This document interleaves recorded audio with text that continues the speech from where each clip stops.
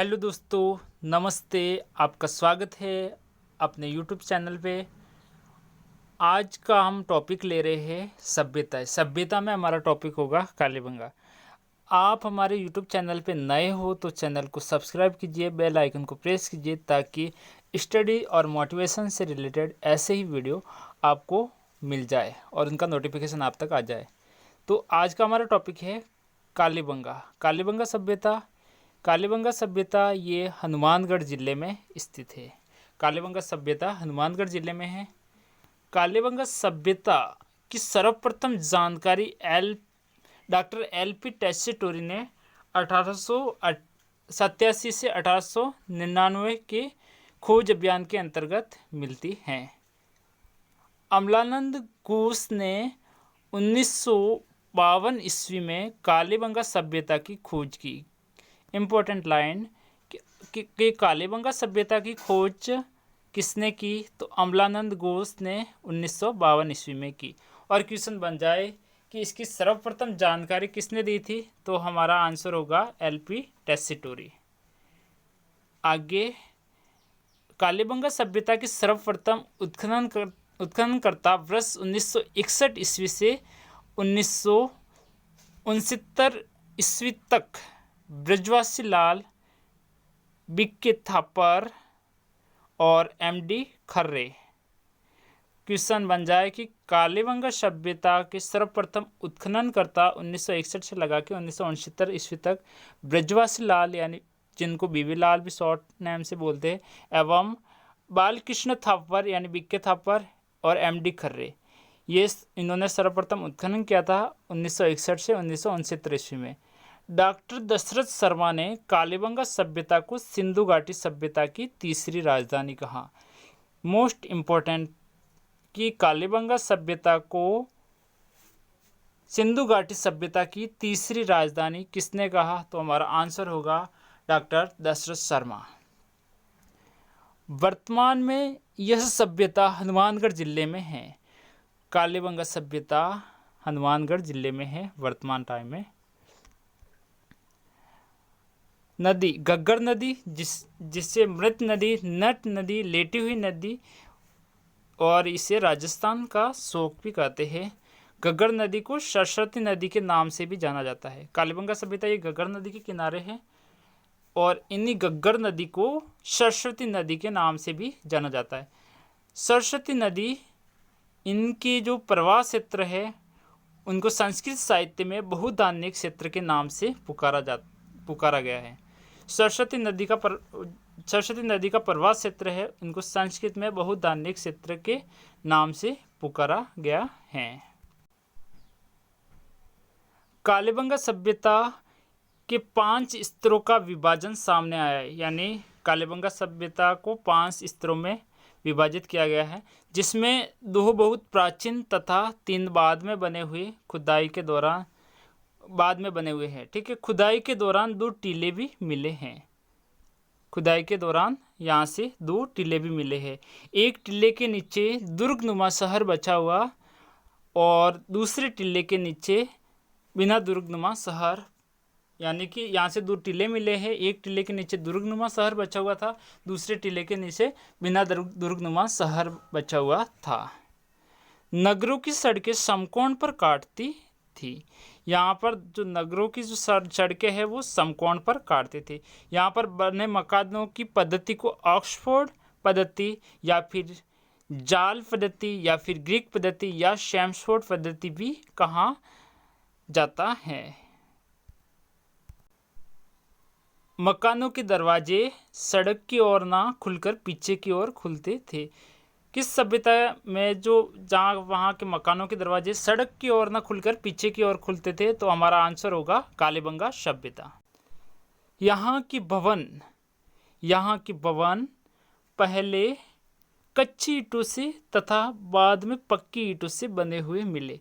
यानी कि यहाँ पर जो भवन मिले हैं जो पहले कच्चे ईंटों से तथा बाद में पक्की ईंटों से बने हुए मिले।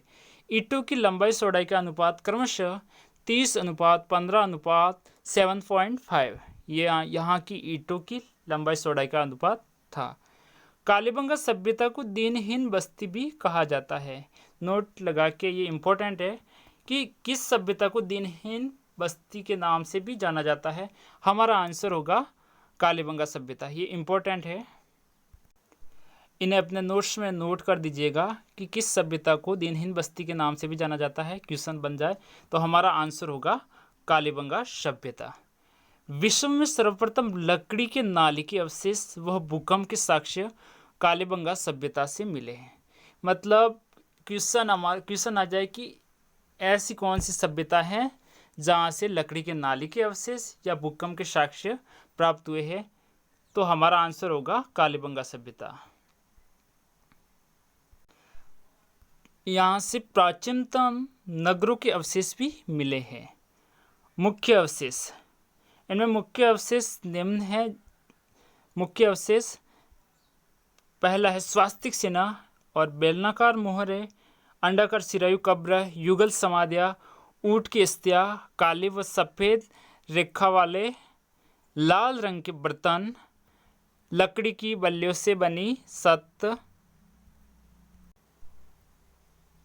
क्लिश स्वादान के साक्ष्य, अलंकृत ईंटें, 7 आयताकार हवन कुंड, हाथी दांत की कंघी, मुद्रा पर व्याघ्र वह महिला कुमारी देवी का चित्र, तांबे की आक्रामक मुद्रा में वृषभ मूर्ति, एक पल्ली का दरवाजा।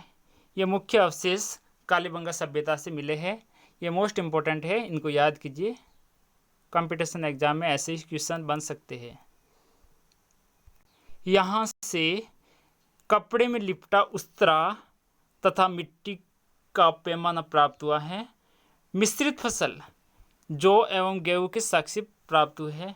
क्वेश्चन बन जाए मिश्रित फसल या फिर कालीबंगा सभ्यता में कौन सी फसल के साक्ष्य प्राप्त हुए, तो हमारा आंसर होगा जौ और गेहूं।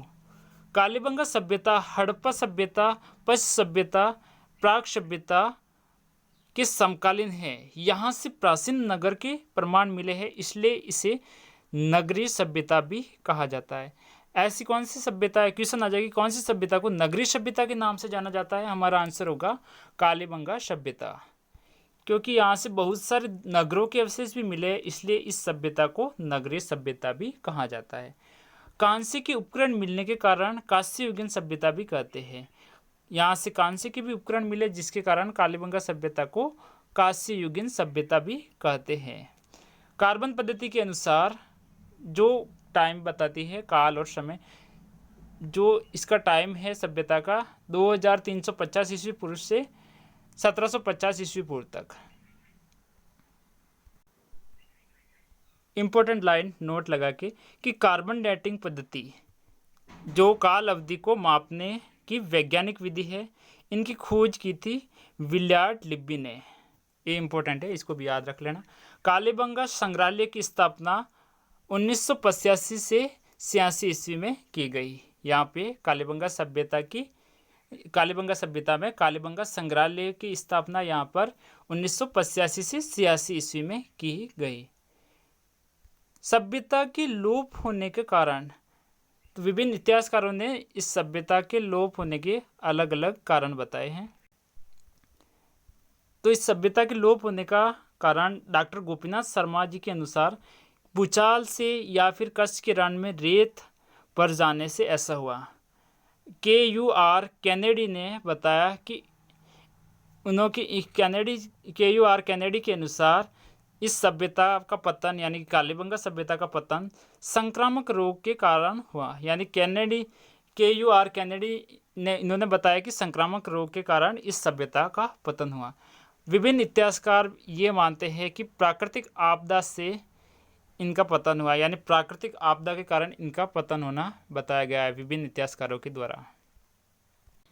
तो साथियों, हमारा ये वीडियो आपको अच्छा लगा हो तो चैनल को सब्सक्राइब कीजिए, वीडियो को लाइक कीजिए, शेयर कीजिए और अच्छे अच्छे कमेंट कीजिए।